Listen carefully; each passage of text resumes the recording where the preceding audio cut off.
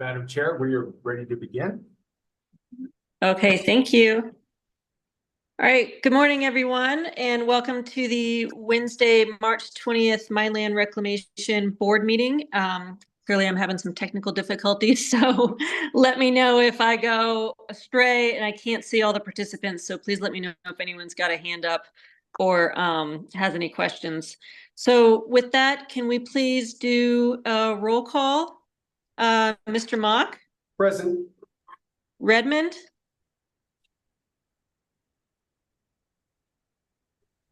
Sorry, I had to unmute here. I'm here. Ortiz?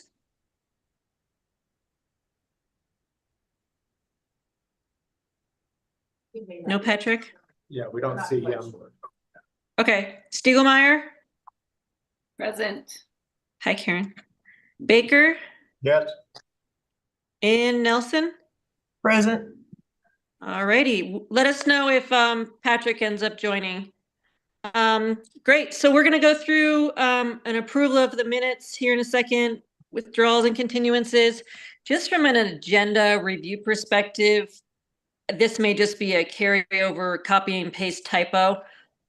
On consent agenda A, we have file number M1980-2244, which then becomes the same number as consent B, but is different than the number for the original enforcement hearing for that. So I just want to make sure when we call those out that we've got the right file numbers attached to them.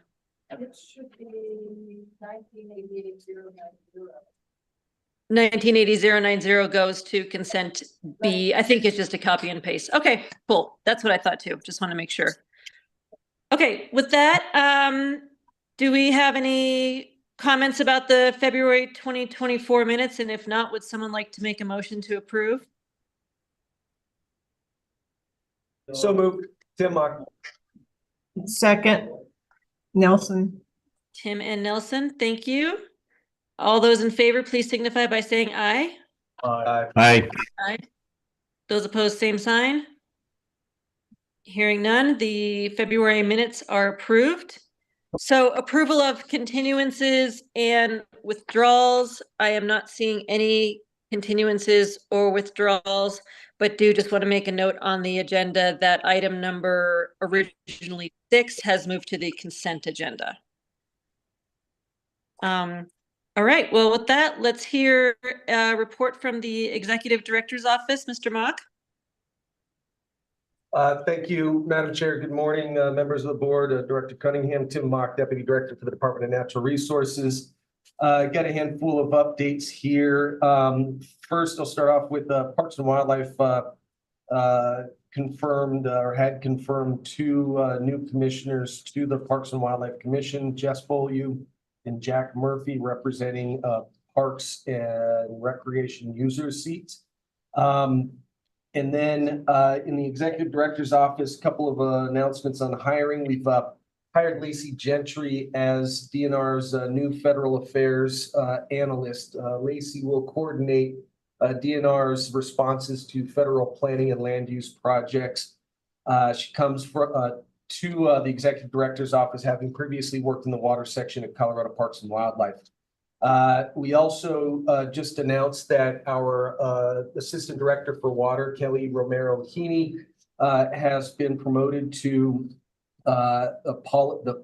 Deputy Policy Director in the Executive Director's Office. She will oversee the Assistant Directors and the Federal Affairs Analyst moving forward. So we're excited for her in that new position, and we'll be posting the Water Assistant Director position soon.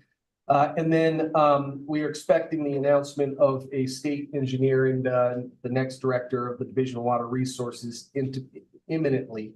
So stay tuned on that. This past fall, the Executive Director's Office had gathered for a strategic planning retreat through which we outlined priorities for the department for the next 3 years. Those priorities include biodiversity, implementing biodiversity conservation practices to help manage and conserve Colorado's lands, habitats, and species, energy transition, planning for a coordinated strategic approach to support the transition to zero emission energy while avoiding, minimizing, or mitigating the impacts on species and habitats. Tribal engagement. We will continue to develop a tribal relations program for the department to cooperatively build capacity to further cultural understanding within and across DNR and its divisions for consistent and meaningful and sustainable tribal government to government and greater Native Indigenous community engagement. Also continuing to balance conservation and recreation, prioritizing conservation of the state's wildlife, landscapes and agricultural lands while enhancing public access, recreation opportunities, and management in areas most suitable for recreation demand. Along with that, some of you may have heard of the Colorado Outdoor Strategy, which is a significant project representing this strategic priority to balance conservation and recreation and set us on a path towards climate resiliency. The outdoor strategy is progressing well. We are wrapping up phase 1 this late spring with a draft strategy, and then moving towards phase 2, which includes public input on the draft, and then progressing to a final by the end of 2024. Phase 3 in 2025 will focus on pursuing some strategies as well as addressing some research and data needs identified through the planning process. And this is all being led by Parks and Wildlife, GOCO, DNR, and the Governor's Office. And this pairs up with our regional partnerships, where we are establishing these partnerships around the state to build a bottom-up recreation, conservation, and climate resiliency plan. And then finally, climate resiliency is one of our other strategic priorities, aligning DNR's action with statewide energy and climate goals, including implementation of existing plans such as the State Strategic Plan for Natural Working Lands, the Colorado Water Plan, and DNR actions in the Climate Preparedness Roadmap. I'll spare legislative updates unless there are any questions about any of our particular legislative items. All of DNR's priority bills have been introduced, and we're halfway through the legislative session.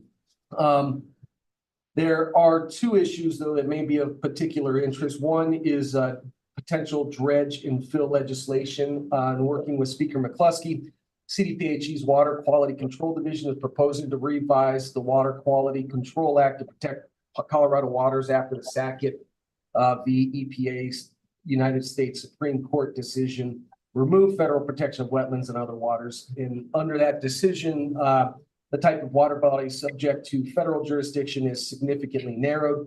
And currently, the U.S. Army Corps of Engineers issues permits for Colorado for dredge and fill activities, with fewer federal permits being issued by the Corps following Sackett. Streams, lakes, and wetlands in Colorado are at risk of irreversible harm. And so under this proposal, the division would work with other state agencies and stakeholders through rulemaking to develop a new program to meet the demand for permits throughout the state. We expect that bill, it was either right across the desk yesterday or tomorrow or today. So just be on the lookout then.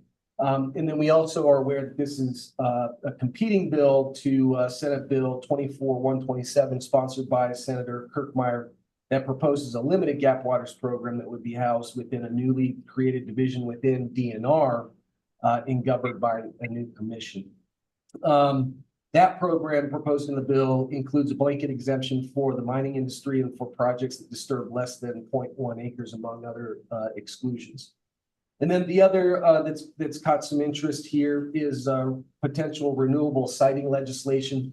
DNR continues to work with the Colorado Energy Office on a bill streamlining and standardizing the siting of renewable energy projects in Colorado. We've been working with a coalition of NGOs as well as renewable energy representatives, and they're currently working out bill details.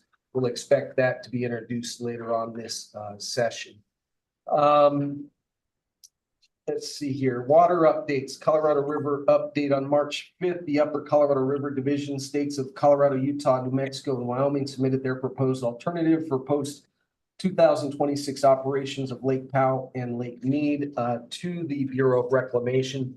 The lower basin states of Arizona, California, and Nevada submitted a conflicting proposal shortly thereafter. The Upper Division states alternative is responsive to hydrologic conditions, rebuilds storage in the reservoirs, and protects water users and resources. And CWCB is hosting a Colorado River specific website located off of the CWCB website with additional information. Or if anybody's interested, I can connect you with DNR's water Colorado River team if you have any additional questions. And then Perkins County Canal, Nebraska continues to pursue the design, permitting, construction of the Perkins County Canal near Ovid, Colorado. But many questions regarding the scope, design, permitting implications, etc., remain. Our DNR Attorney General team has been working hard to understand the implications for Colorado water users, to work through strategies to protect Colorado's water users while also preserving our state's commitment to the South Platte Compact. The state released a greenhouse gas pollution reduction roadmap that was on February 26th. And that updated roadmap includes 49 near-term actions intended to help the state meet our statutory greenhouse gas reduction targets. COSWAP, our Colorado Strategic Wildfire Action Program, is preparing a $10 million release of funds to our Landscape Resilience and Investment Program for projects in the strategic focus areas of Boulder County, Douglas, El Paso, Jefferson, La Plata, Larimer, and Teller counties, and 3 Rocky Mountain restoration focal areas expected at the end of this month. And I will stop right there, Madam Chair, if there's any questions. Thank you.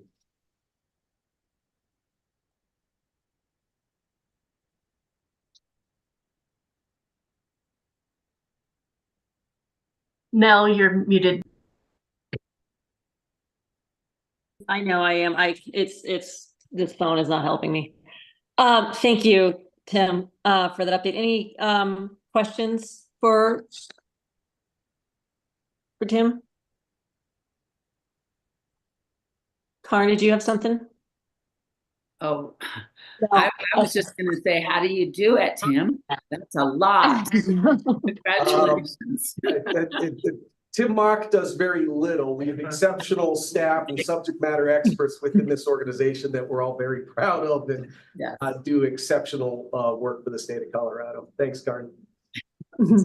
Exactly. It's always such a long list every month. Great. Thank you so much.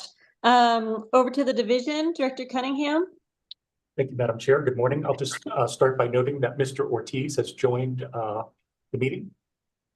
So good morning, all. Start by wishing everybody a happy first day of spring. We've made our way through the winter. We're probably not past the winter weather, but the seasons are changing, and with that, we're gearing up for a busy and active field season.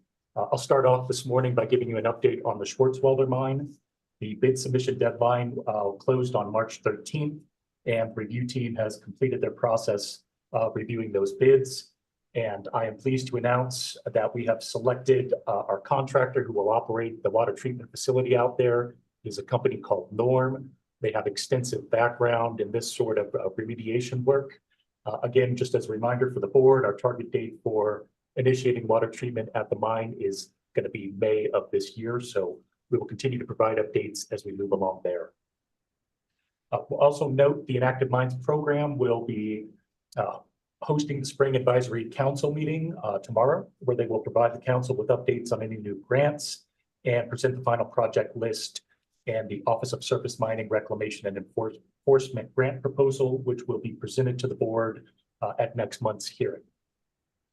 In addition, the Inactive Mines program is attending a coordination meeting with the U.S. Department of Energy DRUM program. That's the Defense Related Uranium Mines program, which is a partnership between DOE, federal land management agencies, state abandoned mine land programs, and tribal governments.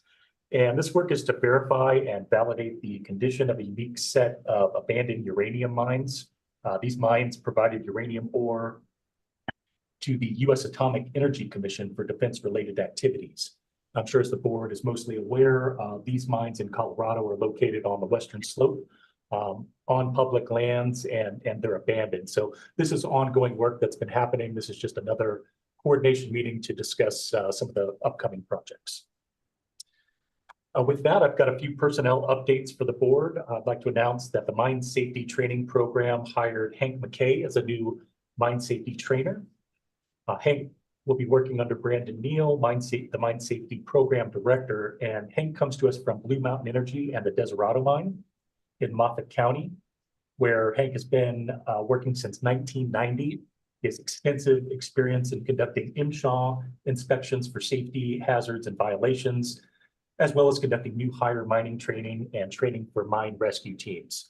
So welcome aboard, Hank. He's a great addition to the Mine Safety Training Program. Additionally, we completed our interviews for the division's new Geochem EPS 3 position, and I am pleased to announce that Lee Simmons has been promoted to that position. Lee has been with the division since 2011 and has a master's degree in geochemistry. I know folks that are on the Zoom can't see, but Lee is here in the board today. So congratulations, Lee. Very pleased to have you in that new role. Additionally, the Active Minds program just concluded interviews for our vacant senior EPS position. And that is our division's first line manager for our teams. So we had 5 applicants. Honestly, I think this is going to be a tough decision. We are blessed to have such talented and capable staff. And so we look forward to informing the board who was selected for that at next month's hearing. Lastly, the division has posted a new job opening for a data manager position. The announcement posted on the 15th and will close on the 25th. The division's very own Susan Bergmeyer will be retiring later this June. She's got over 30 years of service with the state. To say that this is a critical position for the division would be an understatement. This position is integrated into every aspect of work we do, and the day-to-day operations really wouldn't be possible without this. The position in part acts as a liaison between our office and the Office of Information Technology.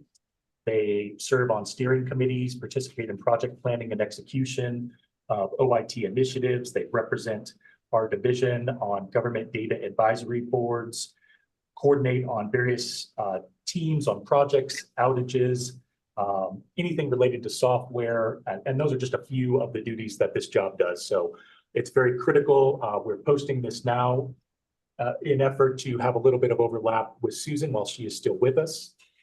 And we will continue to provide board with updates as we move on. We're going to have 2 additional announcements here in a few months related to 2 new EPS positions. That's part of the backfill process that we're going through. That concludes the director's update, and I'm happy to answer questions from the board if there are any.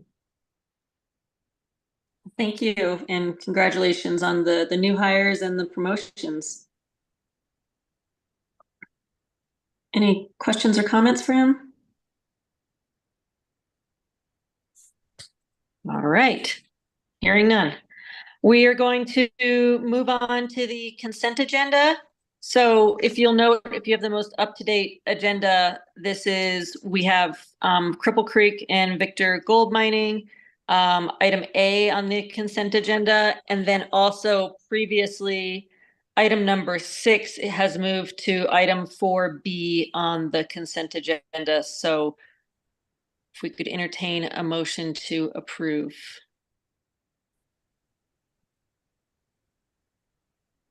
So moved. Second. Second by Patrick. Okay, any discussion? Second. Okay, all those in favor signify by saying aye. Aye. Aye. Those opposed, same sign. Hearing none, the consent agenda passes. Thank you. So item number 5, this is an enforcement hearing for O&A Stone LLC file M 1994-121. Patrick Lundberg will be taking care of this one. In the sense that I can't fully see the room, we need to swear some folks in, but is anyone from the operations present as well that will be part of this conversation? No? Okay, just the staff. Okay. Okay, thank you so much. Patrick, take it away.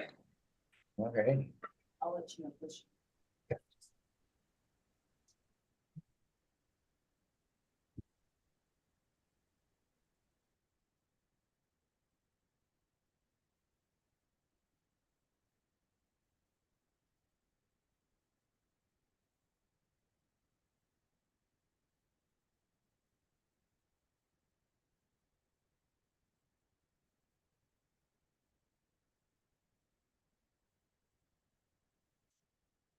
All right. Good morning, members of the board. My name is Patrick Lindberg, and I will be representing the division in this enforcement action.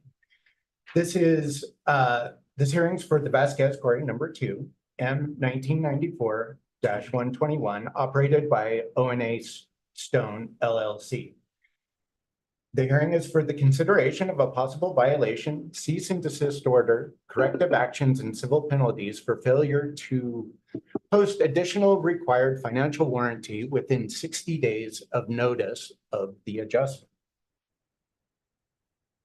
The site is located in Boulder County, approximately 2.5 miles north of Lyons, Colorado. It is a 110 construction materials operation for 7.4 acres for the mining of sandstone. The land ownership is by the Art Vasquez Family Trust. The post-mining land use is industrial commercial.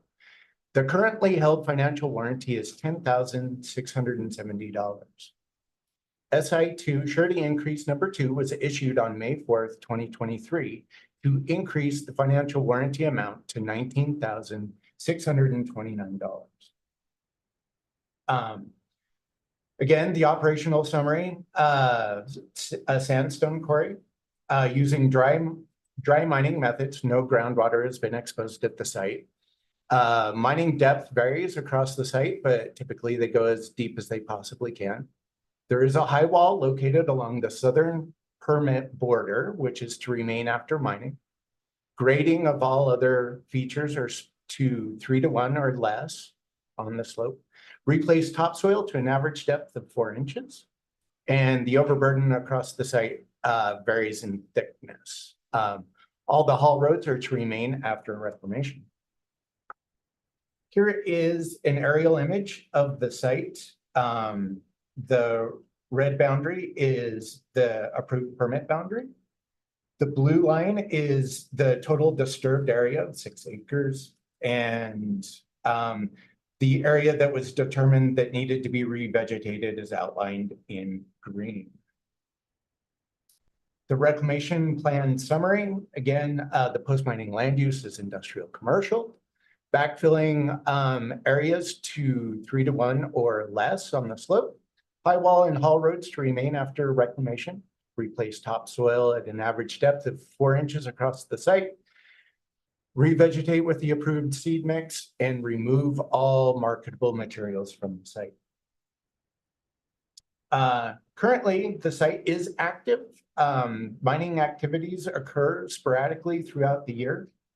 There are areas that require backfilling, topsoiling, and seeding. The haul roads are in good condition, and there are marketable materials are stockpiled. Here's a photo from the March 2023 inspection. You can see the high wall in the background, as well as a couple of pits. Here is a photo of some of the marketable materials that remain at the site. Again, here's an area that would require backfilling. In the background to the right is an overburden stockpile that could be used to grade out the various pits and whatnot like that. Here's a chronology of events that brought us here today. On March 14th, 2023, the division conducted a site inspection and found that the currently held financial warranty is not adequate to reclaim the site in accordance with the approved reclamation plan.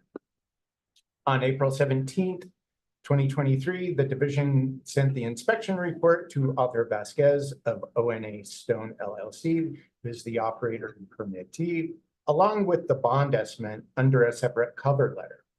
The operator was given 14 days to review and comment on the estimate prior to issuing the financial warranty increase. On May 4th, the division sent notice of financial warranty increase, revision number SI2, to the operator for $19,629, which was an increase of $11,958 from the financial warranty held at that time, which was $7,700. $670. The additional financial warranty was due within 60 days, which was July 3rd, 2023. July 11th, the division extended the due date for submitting the increased financial warranty amount from July 3rd to August 2nd. On August 3rd, the operator contacted the division seeking direction on how to submit a CD instead of a letter of credit for SI2. On the same date, the division approved extension number 2 to the due date for submitting SI2 from August 2nd to September 4th. On September 5th, the division issued its third extension for the due date for submitting the financial warranty increase from September 4th to November 3rd of 2023. On September 14th, the operator provided the division and the division accepted a $3,000 interim bond amount, thereby reducing the remaining balance of SI2 to $8,959. Between September 5th, 2023 and January 19th, 2024, the division corresponded with the operator regarding the outstanding balance for SI2. During this time, the operator stated on 2 separate occasions that they were prepared to provide the remaining $8,959. After December 17th, 2023, the operator ceased to respond to any of the division's emails or voicemails. On January 24th, 2024, the division sent the operator a reason to believe a violation exists and notice of board hearing letter for failure to post the additional required financial warranty within 60 days of notice of the adjustment. Reason for violation.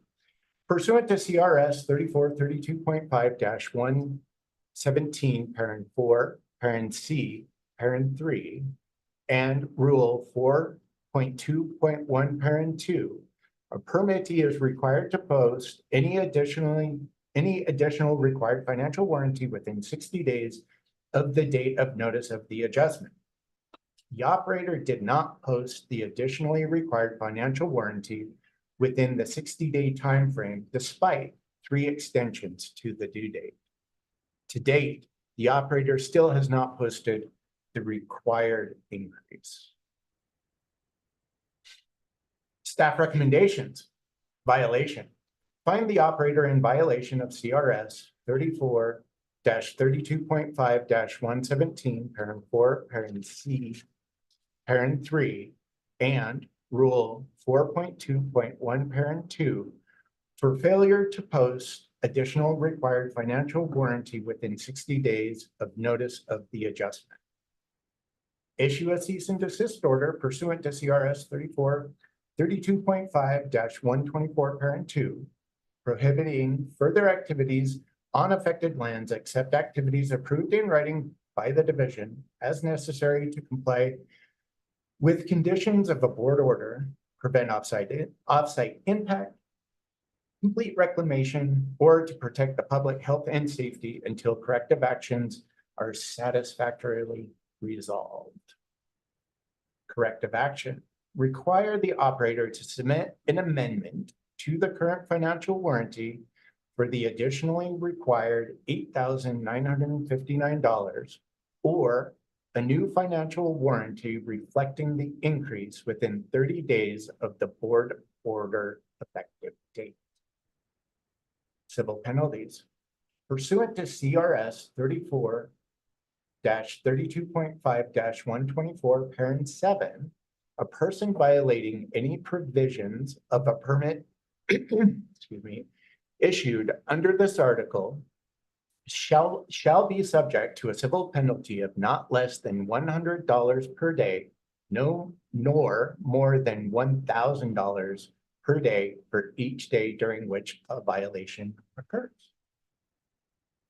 In this manner, the board may find 138 days of violation calculated from the due date of extension request number 3, November 3rd, 2023, to the March 20th, 2024 board hearing, today's date, resulting in a civil penalty range of not less than $13,800 and not more than $138,000. Division recommends assessing a civil penalty of $200 per day for a total civil penalty of $27,600, with all but $500 suspended if the operator complies with the corrective actions. Payment of the unsuspended portion of the civil penalty shall be due and payable within 30 days of the board order effective date, unless otherwise specified in the board order. For corrective actions not completed by the date specified in the board order, the suspended civil penalty shall be due and payable within 30 days of the board order deadline for completion of corrective action. Are there any questions?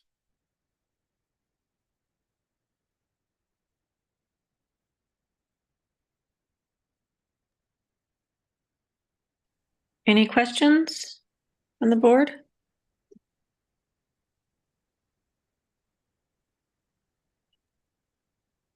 Patrick, why did you elect to do on the civil penalty, $200? It's kind of been that amount's been consistent with other civil penalties that we've arrived on for surety increases. Thank you.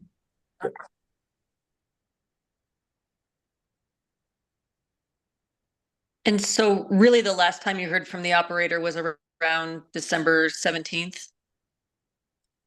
Yes, as a matter of fact, we did receive communication late last night from the operator regarding today's hearing. They were provided the Zoom invite to participate, and that's all we've heard from them. Okay. I know that it's winter, so maybe not doing as much work, but you haven't been out there or anything to kind of, you said it's active, but do we know if they've been active kind of December to now? I don't know. Hard to say. Okay. Yeah.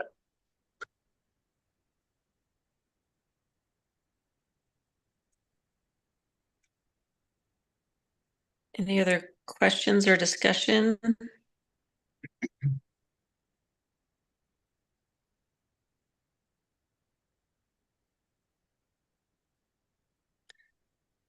Would anyone like to entertain a motion based on what has been outlined in staff recommendations and chronology?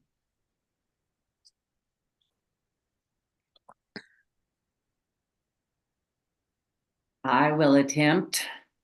I was really wondering about the lack of response, but knowing that there was response makes me feel better that that person is out there and paying some attention. I would move to support the staff's recommendation.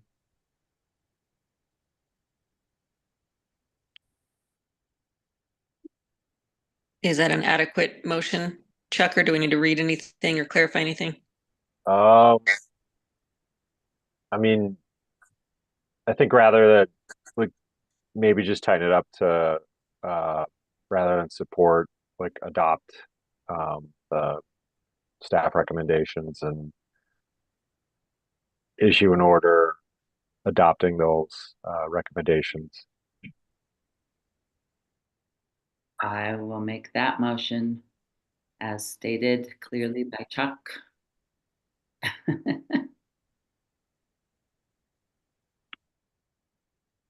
Do we have a second? Second. Any discussion? Okay, all those in favor, please signify by saying aye. Aye. Any opposed, same sign? Okay, hearing none, the motion passes on item number 5. Thank you, Mr. Lindberg. Thanks. Do we have any discussion items? Number, Madam on the Chair, agenda?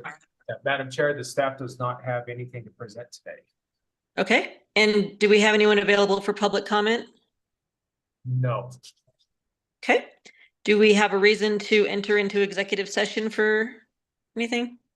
Nope, not this month. No? Okay, great. Well, then in that case, I move that we adjourn the March 20th Land Reclamation Board meeting and appreciate the work done by the staff. And thank you to the board for being here. We'll see you in April. Thank you. Thank you very much. Thanks, everyone. Take care. Mhm. Bye.